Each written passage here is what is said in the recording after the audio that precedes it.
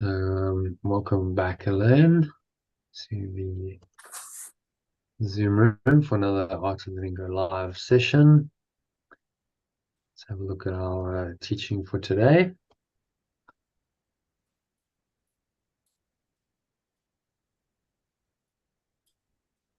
So,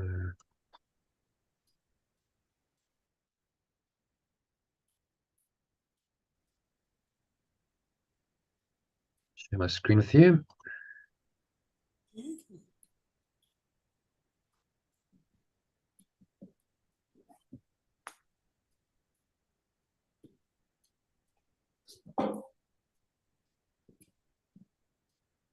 Yes.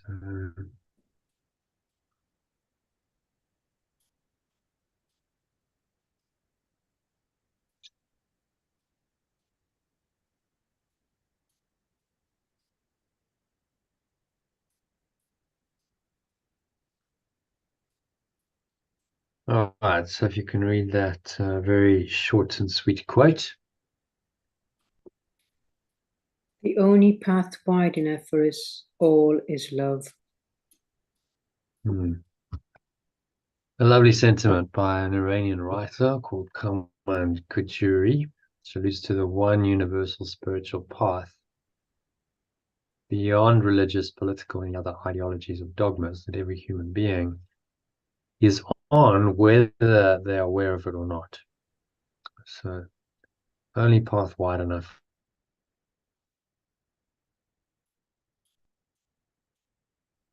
for all of us. It's one path, it's the same destination, the same path. So really, are we that different? When we look at people fighting in Israel now, and still the war in Ukraine. They're like, oh, we're really so different. Why are we fighting? It's the same path, same destination, same source.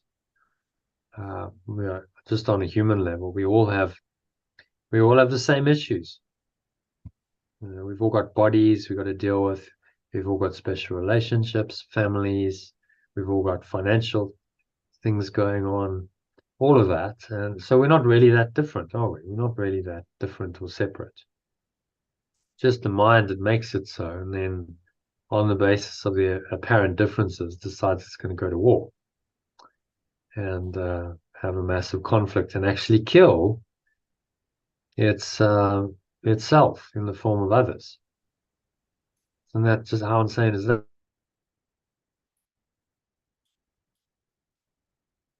that? You're killing yourself when you go to war.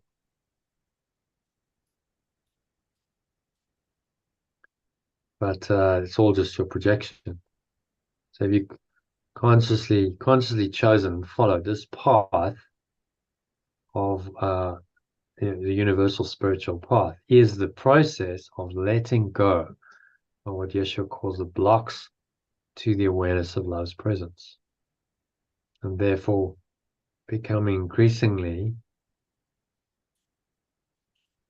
aware of this presence, allowing it to guide your thoughts, decisions, perceptions, words, and actions, so that ultimately you realize that you are this presence or awareness, and not a separate self defined by a body that is doomed to suffer and die. So this is pretty well summarized in the introduction to the text. Course of Miracles text, which we're coming to an end today, which so we look at the beginning, we look at the end on the same lesson in the same day. Okay, so if you can read that that introduction. Is that big enough? Do you want to make it a bit bigger? Yeah. This is a course in miracles. It is a required course. Only the time you take it is voluntary. Free will does not mean that you can establish the curriculum. It means only that you can elect what you want to take at any given time. The course does not aim at teaching the meaning of love, for that is beyond what can be taught.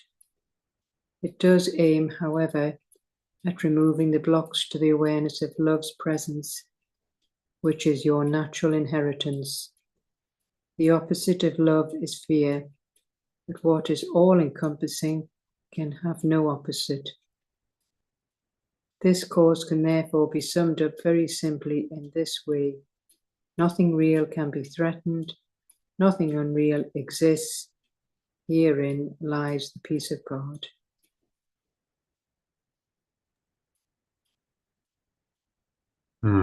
So,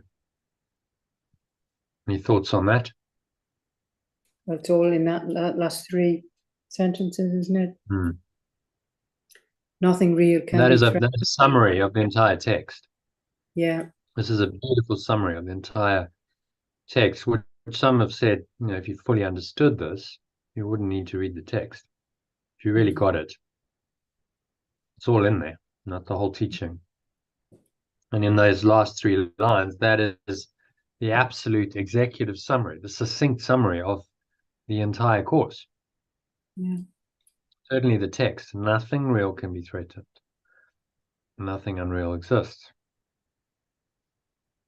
And herein lies the peace of God. It's kind of it's like a Zen koan. Do you know what a Zen koan is? No. No.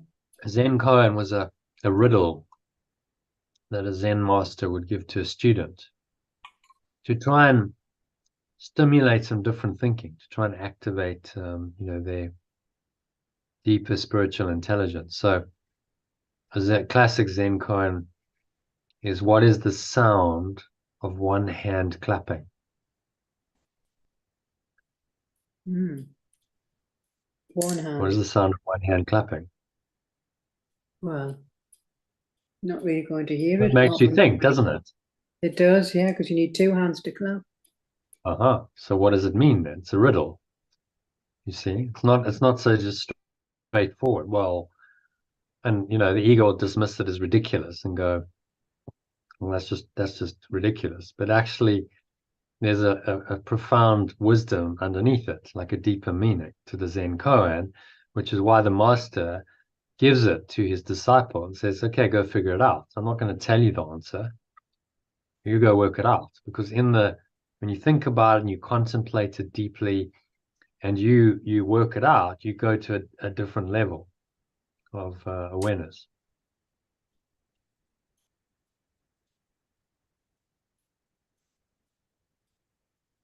What is the sound of one hand clapping? Any ideas? It'll just be nothing.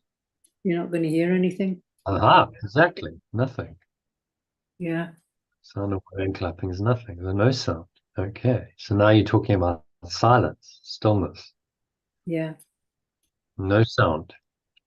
So you see what the Zen master is doing is he's pointing the student to that stillness indirectly through the koan. Yeah. By making them contemplate. And not just saying, well, the answer, is silence. So go into silence and meditate. He's saying, okay, what's the sound of one hand clapping? Because often they would answer with a question. Student might ask a question and say, so master, what's the meaning of life? Why am I here? Why does human life even exist? And the Zen master, instead of answering directly, would say, disciple, what is the sound of one hand clapping? Go and answer that question. And then the other answers will come to you, something like that. And then the disciple would generally go away totally confused, going, what does he mean? What is the sound of one hand clapping? Okay, now I'm like, really, what is he being ridiculous? Is that a genuine question? Is he, as they say in the UK, taking the piss out of me? Or, so now he's got to work through all of that. And eventually, maybe after a wild bit of contemplation, says, well, the answer is silence. Very good, student, says the Zen master. So the answer is silence. So what does that mean? And then we'll go away for another week and say, well, go contemplate that. What does silence mean? That's another Zen code. What does silence mean? What is the meaning of silence? Bliss. Okay. Silence, golden. Silence is golden. point of the Zen koan was experiential, wasn't it? It's like to get the student thinking for themselves and experiencing the answer for themselves. Because Zen is very experiential. It wasn't like, here's the dogma. Zen is like, okay, go and experience it for yourself and figure it out for yourself. There are the principles, but the teacher, the good Zen teacher, didn't make it explicit. They would allow the student to find it out for themselves, which is then when you really learn. You know, if you've discovered it for yourself, and it's kind of a, oh wow, Satori moment, as the saying there. Wow, I get it. You know, I didn't get it, and suddenly the blinkers come off, and I get it. It's like an aha moment, and that's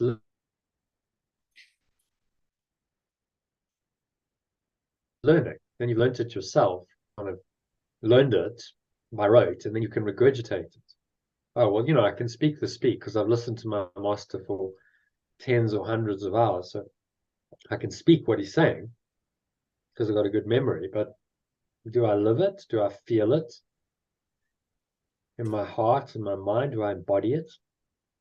Often not. They just, you know, repeat kind of parrot fashion, which is, I mean, you can see how religions develop because the master gets it, and then they try and impart it to their students, and the students don't necessarily get it, but they can kind of fake it. They pretend to get it, but they don't really get it. So they don't have the same insight and wisdom as the master. And then, of course, they start changing what the master does. When the master's gone, and go, oh, well, actually, I'm not sure what he meant. I don't know if he meant that. So, you know, let's start changing his words, changing the way we do things.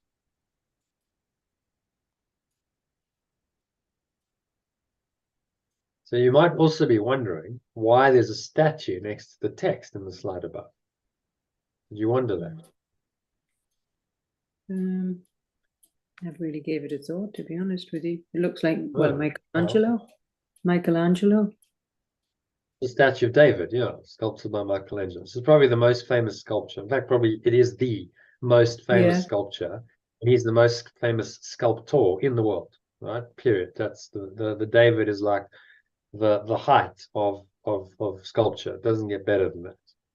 Yeah. So why choose the statue? You're probably asking.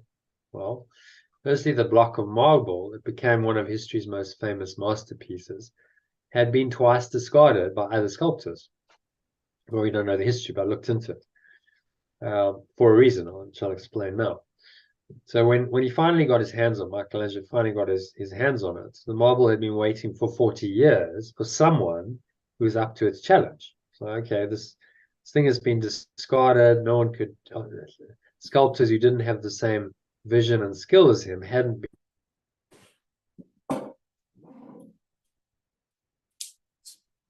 been able to do anything with it. He was like, yeah. This shows that what some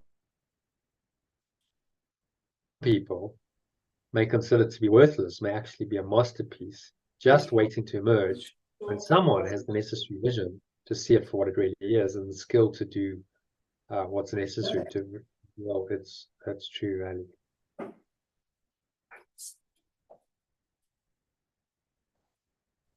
As Michelangelo himself explains, talking about how he did his sculpture. So you want to read that?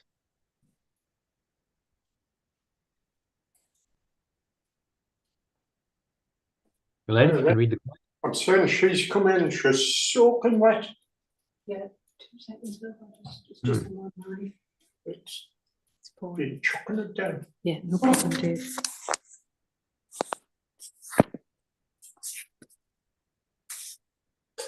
Elaine, can you read the yeah. Sorry, it's just we're having all of a sudden a storm. Right. The sculpture is already complete within the marble block. Before I start my work, it is already there. I just have to chisel away the superfluous material. Can you say that? I can't. Superfluous. Yeah. I couldn't say the superfluous material. Yeah. So you would have said that in Italian. It's translated in Italian, obviously. So what he's saying then is that the formula for creating a masterpiece is quite simple. There's a higher vision. You have to have the vision of what it already is. That's the key. Saying, I see it already complete. Sculpture is already complete within the marble block before I start my work. Interesting, huh? So he has this vision of what it is, sees it in his mind's eye. Okay, I see it, and now I just have to chisel away the superfluous material. Right? If it's already complete, I don't have to create the masterpiece. I just have to reveal the masterpiece. And I do that with skillful action. So he's got to just chisel away very skillfully, very gently, just taking away a little edge here, a little edge here, and all with his vision in mind. He must have that master vision in mind as he's chiseling away. Quite an extraordinary mind to do that, really. You think, well, how do you know exactly what to take off where? But that's mastery. So this is just an analogy. Sculpture is just an analogy for the real masterpiece, which is what is what I'm referring to, and that's you and any human being. The masterpiece is within you. Well, it's not the you that's the unsculpted block of marble that you and other people may have judged as valueless, but it's your true self. It is already whole, complete, and perfect within you, but it just needs some skillful chiseling to reveal it. So isn't that a lovely way to think of it? I don't need to grow into something I'm not. I don't need to become something I'm not. It takes all that pressure away, doesn't it? No, I already am there. It's already perfect.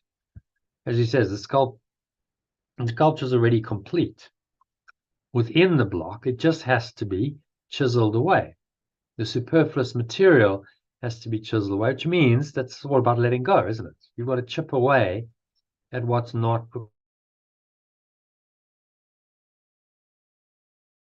required.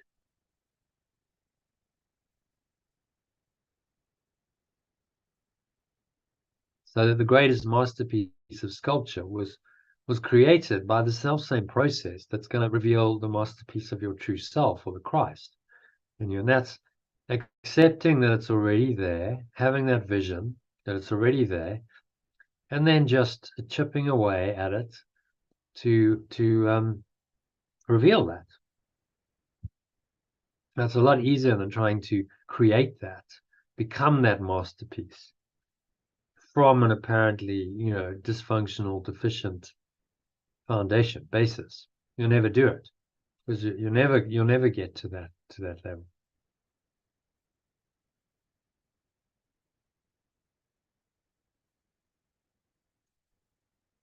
Okay, so the chiseling in spiritual terms is spiritual practice, right? So when you contemplate the mind training lessons that Yeshua gives us daily, when you listen to the longer meditations I send you twice a day, you listen to the shorter breath break recording frequently throughout the day, then you're starting to do this daily chiseling away at the superfluous material that's not necessary.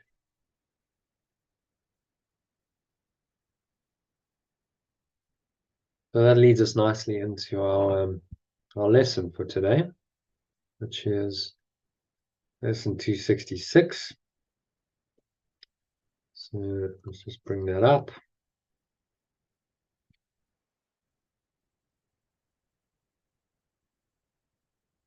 And we'll go straight into 266. Sorry, I'm on 265. Let's find the right one. Lesson 266. 266, there we go.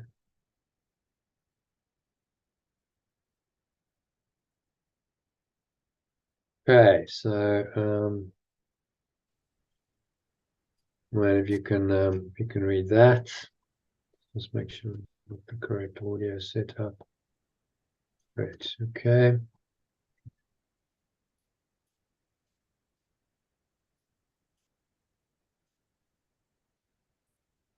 Maybe you can read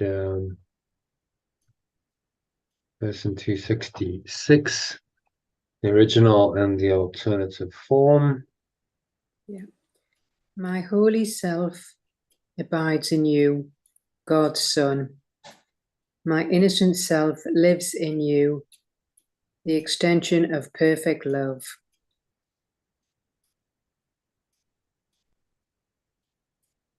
The thoughts on that, on the alternative particularly? Did it add anything for you? In that we all have this innocent self that lives in us, no matter what the external is showing, you know, if it's behavior or what have you. If you see beyond that, there is this innocent self in all of us. And it's tuning it's really asking you to see that in everyone. You know, so you address someone,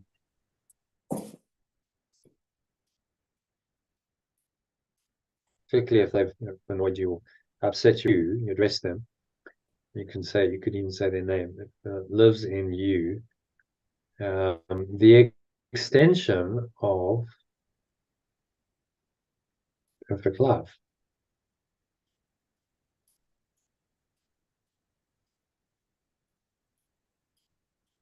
My innocent self lives in you, the extension of perfect love. And so every time you're tempted to judge anyone, to feel judged, to attack, condemn, to fear, you remind yourself.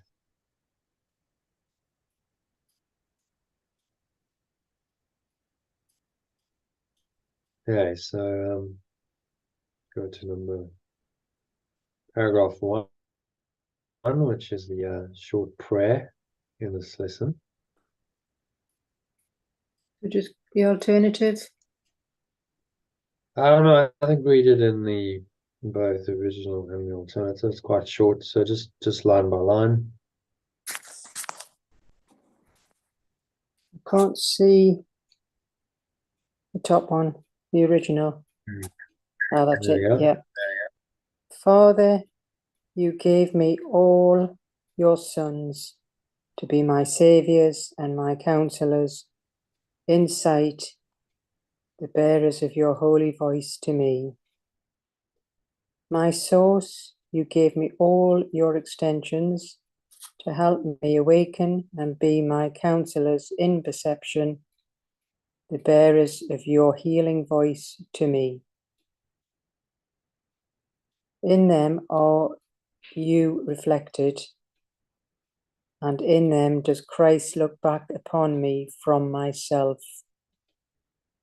In them are you reflected, and from them does my true self look back upon me.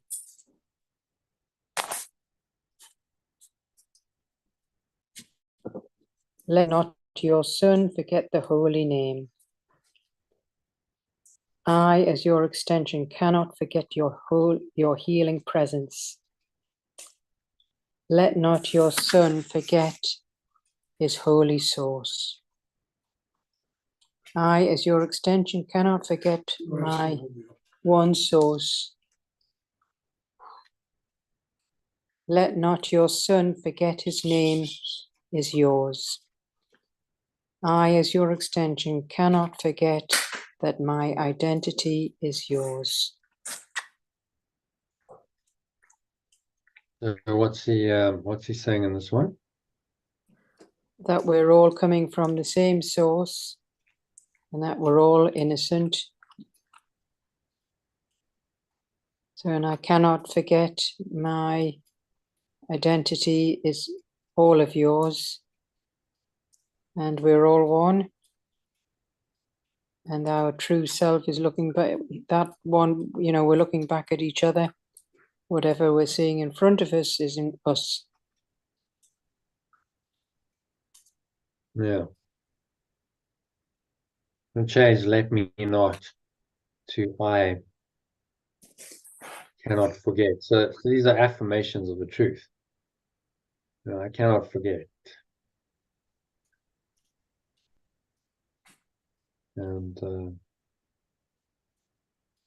cannot forget that my identity is yours. I cannot forget my one source. They're all affirmations of the truth, designed to help you forget the denial of truth. You must forget the illusion, forget the forgetting of truth. And if you forget the forgetting, then you remember the truth.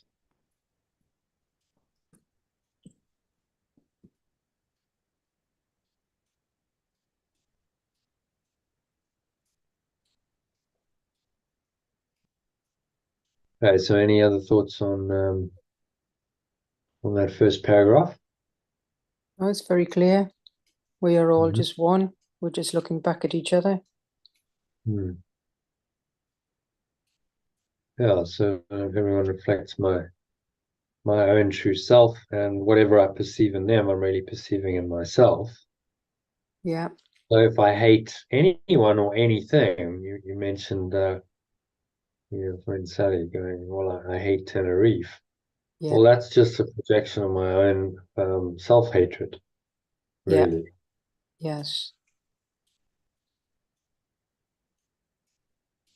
And until you've dealt with that, that deeper emotion, you'll continue to attract very much the same thing. Yeah. Well, hopefully it's just a little blip. She'll get over it. It's because it's certainly not her, that's for sure. So, Yeah, well, a little blip. It's the ego, coming in a big way to tell her that it's real, that she is a separate self. Yes. And don't want to, and as Yeshua says, well, if you want to believe that, then it's true for you. So this world seems to be real and true because we believed it so much, because we wanted to believe it, and then we stubbornly, we just so stubborn. We don't want to listen to the voice of reason and hope, saying, well, I don't need to keep doing this insanity. There actually is a way out.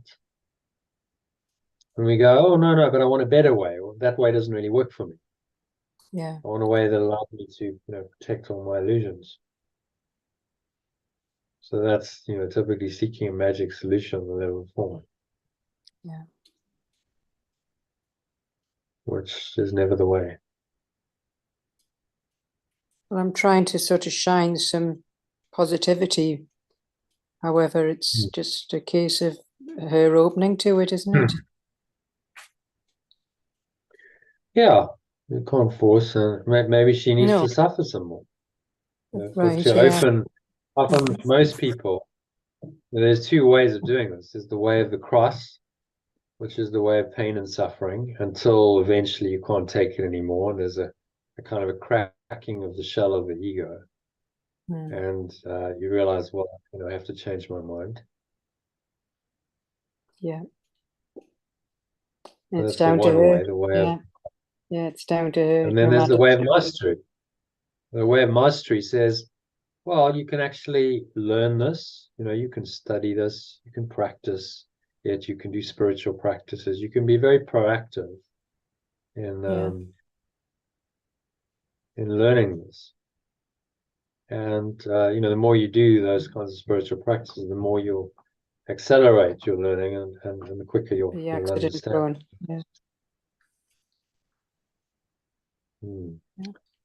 Okay, so we read happy with number 1? Yes. Okay, so move on to number 2 then, in the original and the alternative line by line. This today we enter into paradise, calling upon God's name and on our own, acknowledging ourself in each of us, unified in the holy love of God. Oh, yeah. And then the next one. Today I enter in the state of pure formless awareness, calling upon perfect love's identity and my own, acknowledging myself in everyone, united in the pure formless awareness of perfect love. How many saviors? Yeah. How many saviors God has given us? How many people has His awareness given me to help me awaken? How can we lose the way to Him when He has filled the world with those who point to Him and given us the sight to look on them? How can I lose the way to it when it has filled the world with those who point to itself and given me the ability to perceive them as they truly are? And what's he saying in that one? Well, it's asking us today to enter into this state of pure formless awareness and calling on perfect love's identity as our own, and also acknowledging it in everybody else. And we're all united in this state of pure formless awareness. And we're all there to help each other awaken. And how can we lose it? It's helpful. I mean, if you read the original versus the alternative, it's so much more clear to go, well, this is just a state of mind, isn't it? Talking about some kind of foreign entity outside of yourself that's difficult to find and far removed, and somewhere sitting up in the clouds.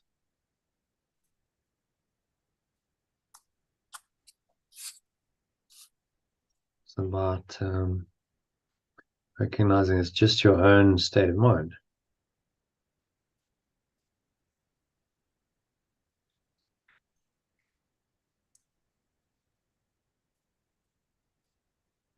And what's the key message he's saying?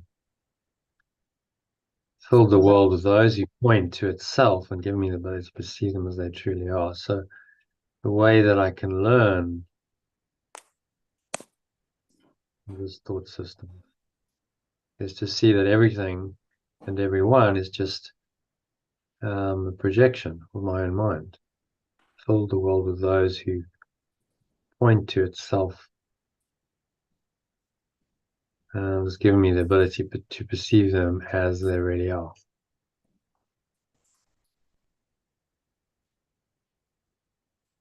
So everyone offers you that opportunity, even if they're being very negative. Actually, almost especially if they're being negative, because they're showing you then the opposite of the ego, and very clearly the ego is manifesting in and through them as a deliberate ploy to sabotage the light. It doesn't want you finding that.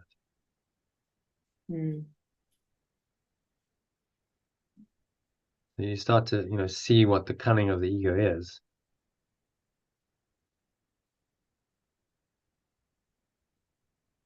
Okay, so any other thoughts on number 2 or on the whole paragraph? No, it's clear. Yeah, I think it's very clear. I mean, this course is not ambiguous, is it? It's clear, it's unambiguous, it's unequivocal.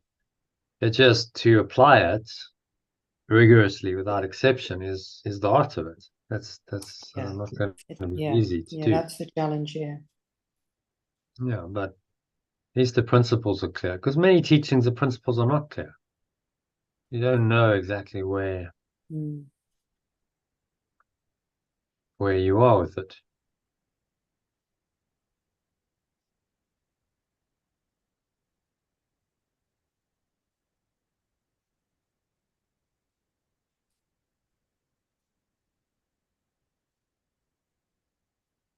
Okay, so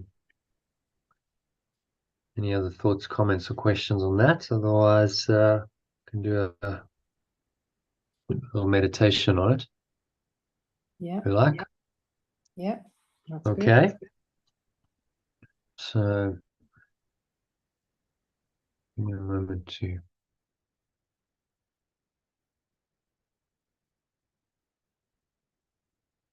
get this going.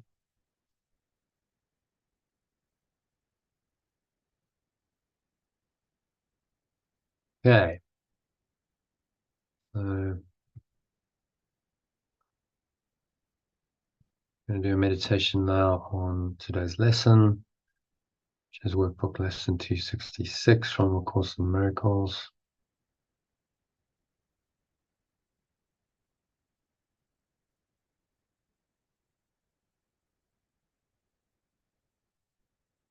So close your eyes, sitting comfortably, feet shoulder width apart, your back straight. Cup your hands in your lap and take a nice deep breath in through the nose.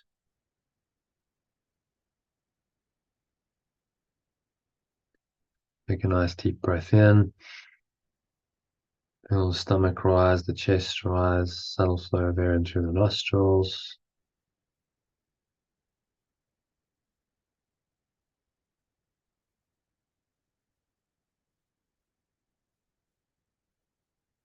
So you breathe in, engage the sphincter muscle, feel like the energy's rising up the spine.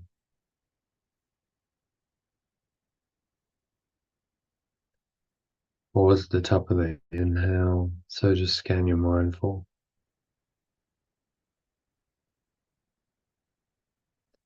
Scan your mind and notice any thoughts that you're disconnected from your source.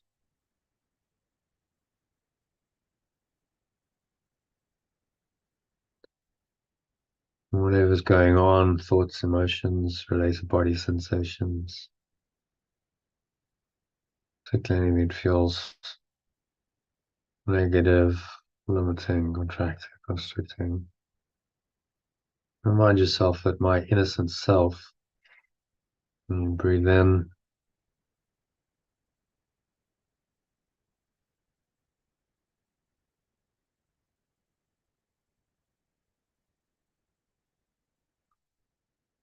and my innocent self lives in you.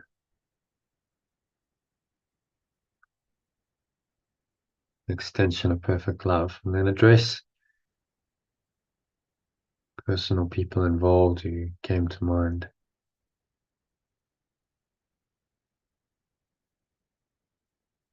My innocent self lives in you. Extension of perfect love. So just practice.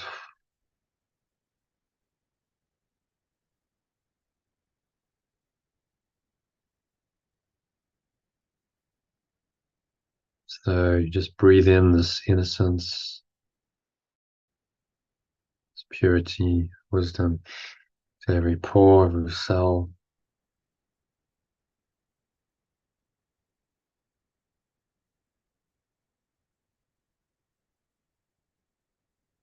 And then just be willing to let it go with the help of this prayer. Breathe in again to top yourself up. Put one hand on your heart center to help you. Exhale, blow it out. You exhale, the breeze of your breath. It's going, gone. And nothingness that it really is.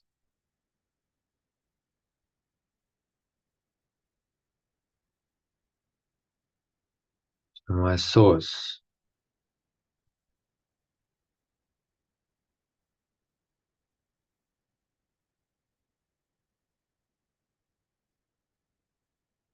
So breathe in again. Just infuse every pore.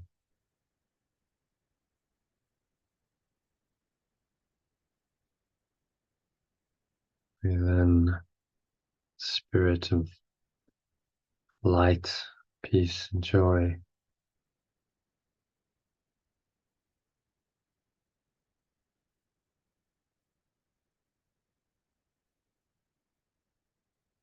My source, you gave me all your extensions.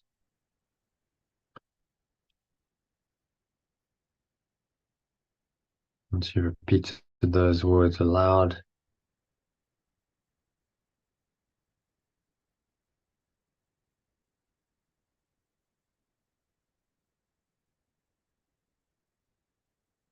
they help me awaken and be my counselors in perception.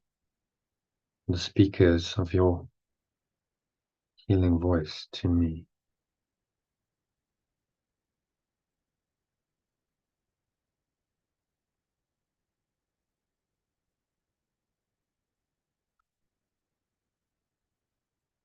So I hear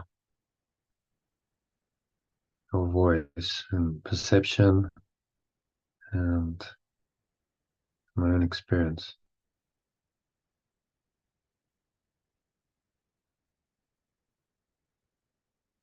And them are you reflected.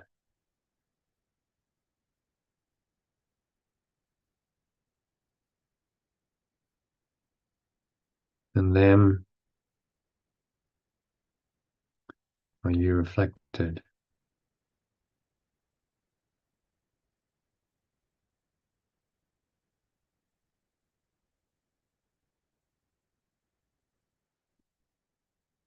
And them are you reflected.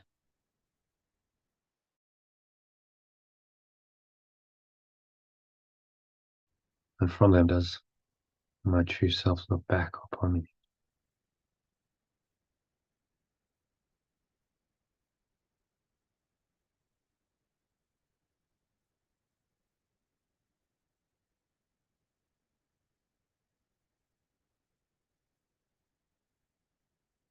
So in them are you reflected. From them does my true self look back upon me.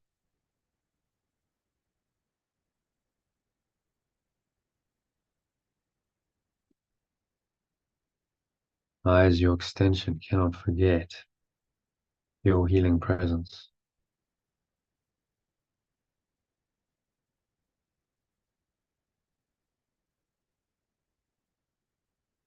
I, as your extension, cannot forget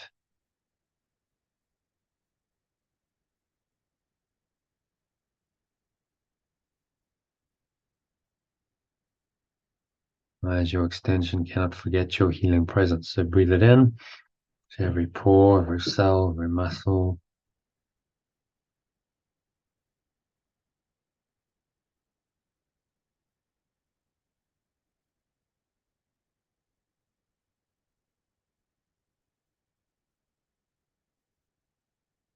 I, as your extension, cannot forget your healing presence.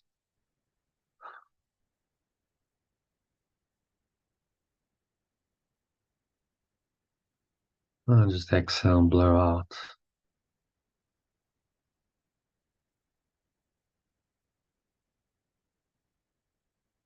And blow it out and you let it go.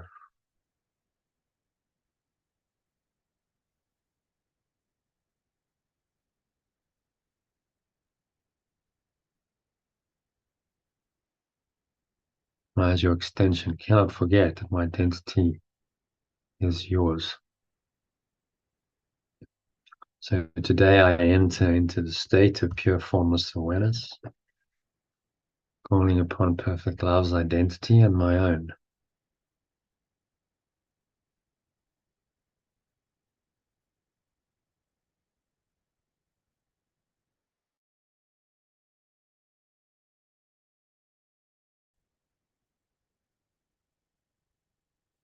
Acknowledging myself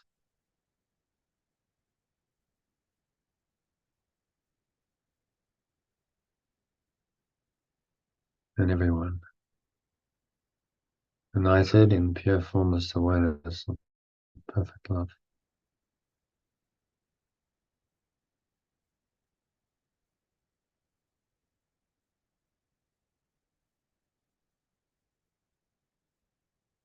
How many people has this awareness given me to help me awaken?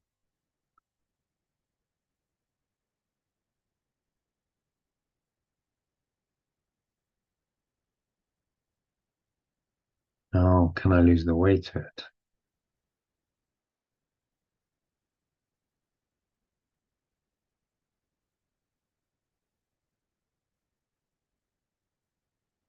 How can I lose the weight to it when it's filled the world with those who point?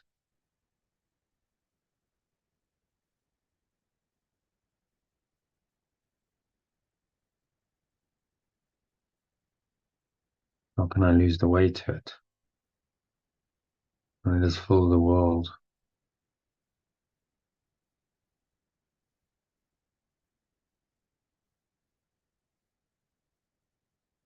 How can I lose the way? To this awareness, when it is full of the world with those who point.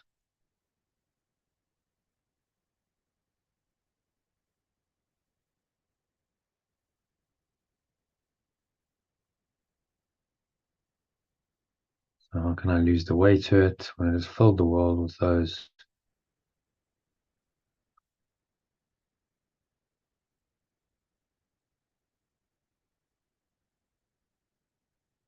So just sinking inwards. There's nothing really to do. Said the prayers, you just let that set you into a deeper state of consciousness, awareness. And you first exhale and kind of drop into a deeper state. Allow it to happen. You're surrendering consciously, willingly.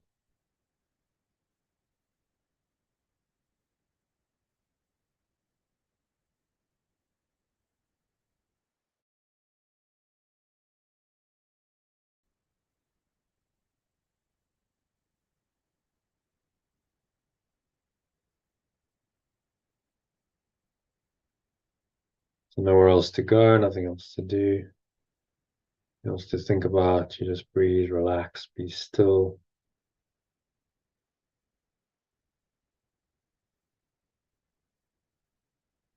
The next couple of minutes of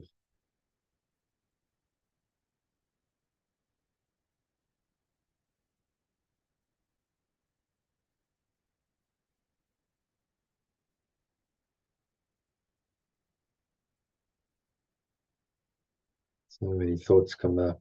Just observe those calmly, quietly. Remind yourself.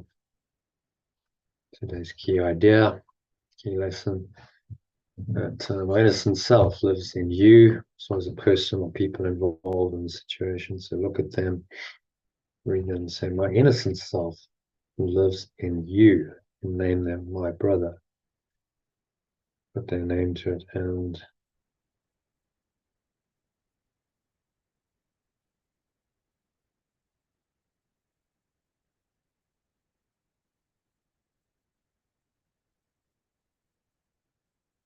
so any disturbance to this deep peace and tranquility, you just observe it.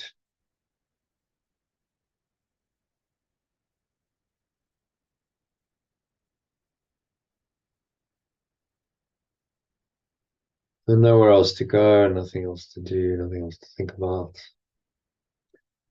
You just breathe and relax and be still.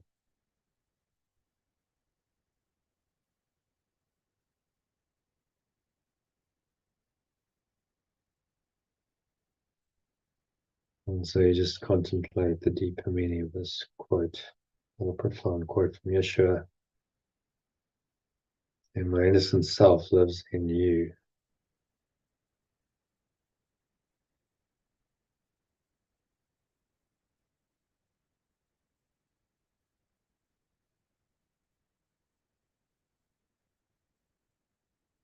So sinking inward deeper and deeper, deeper and deeper with each breath.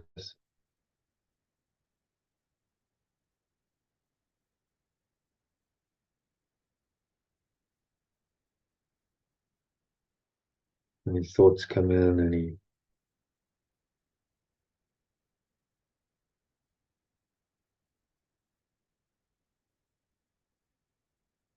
anything disturbs this perfect love in any way.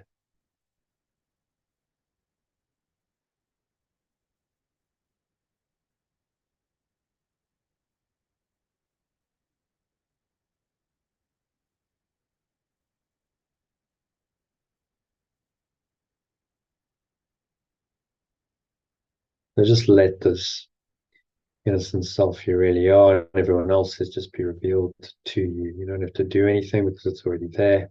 It's your true nature.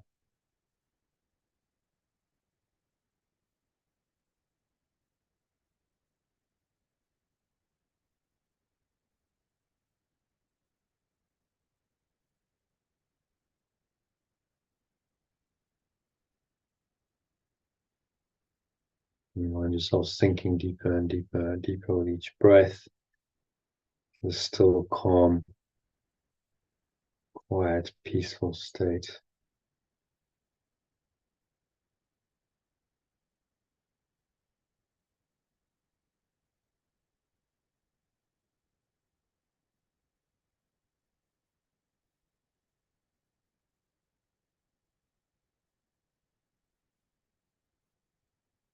So you just let go and you let God another way. Just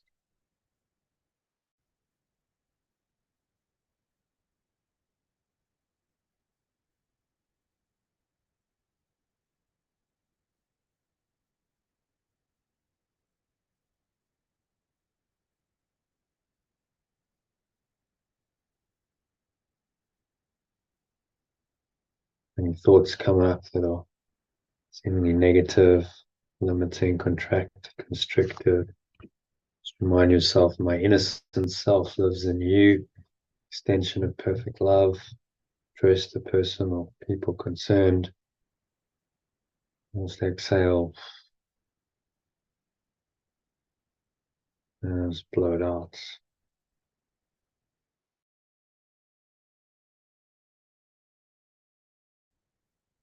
And breathe your breath. Let go of that negativity, the difficulty.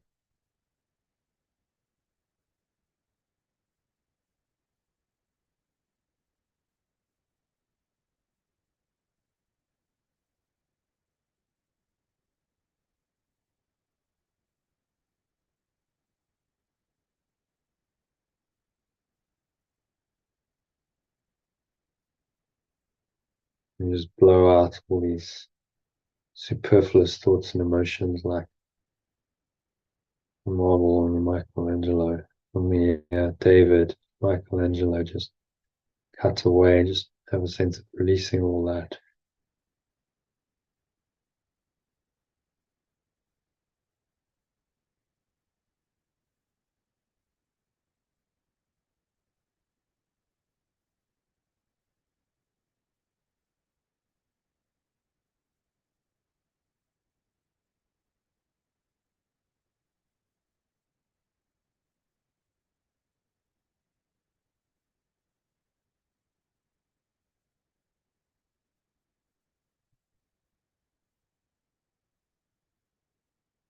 And just blowing out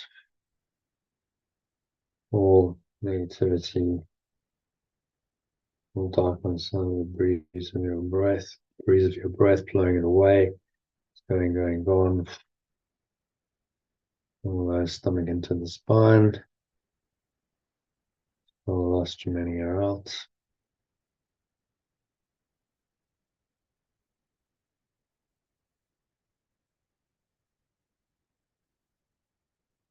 And just rest here in deep peace and silence for a couple of minutes. Deep silence. Just rest in the innocent self that this lesson points to, that you truly are. Next 2 minutes of deep silence.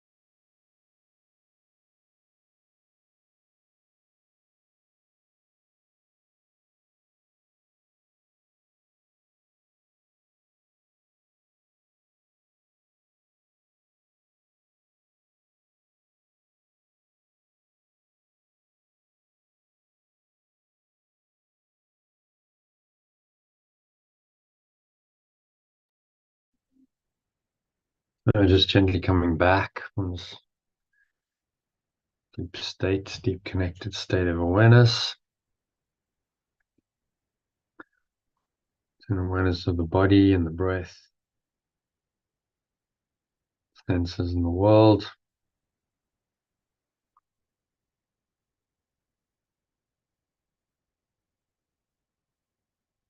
And on the count of three, you're going to open your eyes. So one, just breathing in. Noticing how the stomach rises and the chest rises and the subtle flow of air in through the nostrils.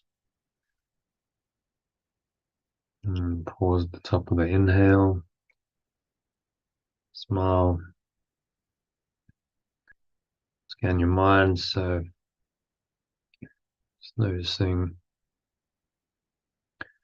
all the thoughts, emotions, related body sensations going on. And you breathe into all of them. Remind yourself, particularly if there's another person involved, that my innocent self lives in you. First, that person, my innocent self lives in you. Name them. You are the extension of perfect love. So it is. So you only see your own innocent self in that other person, seemingly other person.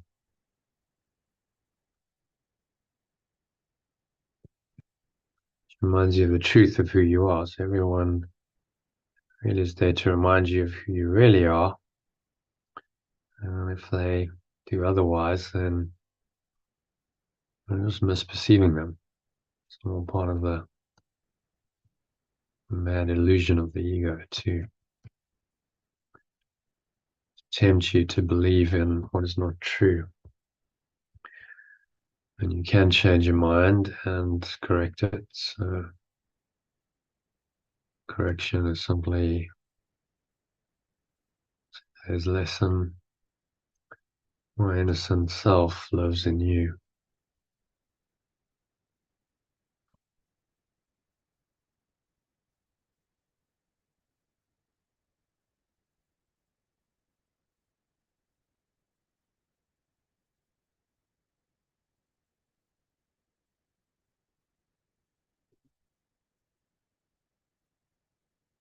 And then you just let it all go. Blow it out. Breathe as your breath, you let it go. Notice how the air flows out, the chest and the stomach suck back in.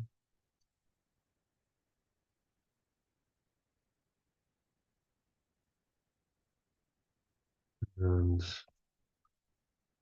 come to rest for a few moments in peace and stillness at the bottom of the exhale. Notice the weight of your body pressing down into the chair, your feet touching the ground. Noticing what you're feeling and touching. There's a subtle taste in your mouth, a smell in your nose. Notice that. Notice what you're hearing in the surrounding environment. Just noticing all these things from this very still, calm, and surrendered state. State of mind without illusions, where only the truth is true.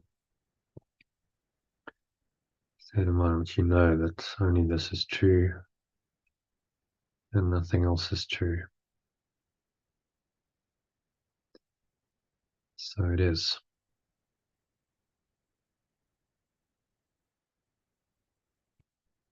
And so, on the count of three, just going to open your eyes.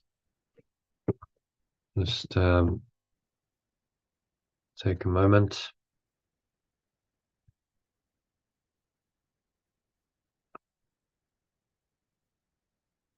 You look around, noticing various objects in the room around you, just randomly selecting, not selecting anything, just looking at whatever you happen to see without any attachment. Thinking, just no attachment, just observing, noticing.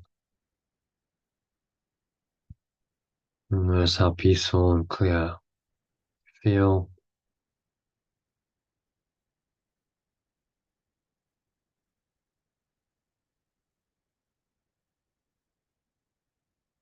Mm, Notice when you open your eyes or when you close your eyes, it's the same feeling. It's the same feeling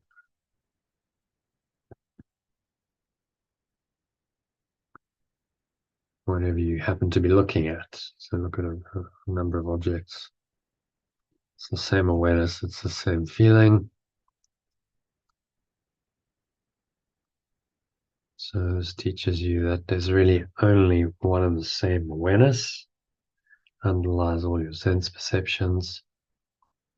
One is your own true awareness. There is no other awareness, really, in truth.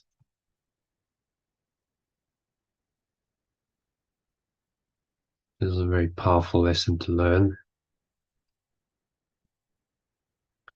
It's the only lesson, really. One singular awareness, one truth, which we call love. One loving awareness, which is me, which is everyone. And there really is no separation from that. This is the perennial philosophy. This is the perennial truth.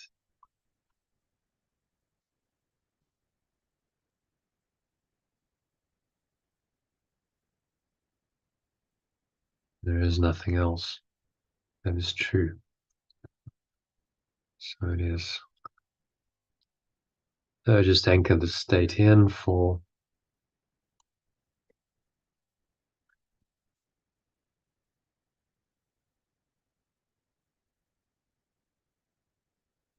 the rest of the evening, rest of the session. We're going to continue and on into the evening and the week ahead. And so it is said, and so it is done.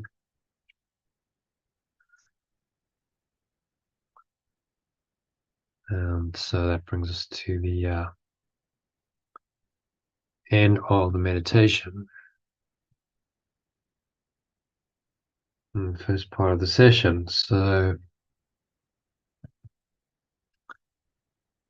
what do you want to do, Elaine? There's some text. I wanted to do the last section of the text. It's 12 paragraphs. So it's quite a long one. Yeah, I think I'll do it You want to have a tomorrow. go at that? So, No, I think I'm going to give it a miss, because I'm sort of drooping a bit. So tomorrow, is that possible tomorrow? Yeah, we just we've delayed it a couple of days, but I guess we can delay it one more day. That's possible. I wanted to finish this and move on to the manual for teachers. So, let's join tomorrow. Yeah, look forward to the manual to teachers. Yeah, let's join tomorrow. So, what sort I of haven't time? actually. I don't think I've got any work tomorrow. Actually, I'm just looking at my calendar. Yeah. No. You want to do an afternoon session, 12:30? Yeah, I think I can actually because I haven't got anything till Tuesday. Yeah, so Let's check my. the afternoon tomorrow is good if that's okay with others. Let's just check my own diary. So, have I got anything on? No, nothing on. Yeah, okay. So should we do tomorrow? Tomorrow Yeah, afternoon at 12:30. yeah, that's good. 12:30 tomorrow. Okay, I'll see you then. Thanks, See Elaine. you then. Yeah, thank you. Right. Namaste. Right. Bye. All right. So that's a wrap for tonight. Thank you to Elaine for joining the session as always, and hope you enjoyed this. If you joined on the live stream, so you can sign up to join one of these live sessions. Below there's a link to theaolg.com, theaolg.com, to sign up to join us for a live session. And there's also, you can get the email that I sent you on Telegram. There's a link to do that below. And if you like the video, then subscribe to the channel, and you'll get more of these. I do this pretty much every day, 6 days a week. So you'll get this streamed live to your phone or computer. So hit the subscribe button, and I hope to catch you on the inside soon. Thanks for listening, and namaste, which means the innocent self in me acknowledges and honors that same innocent self in you. Peace.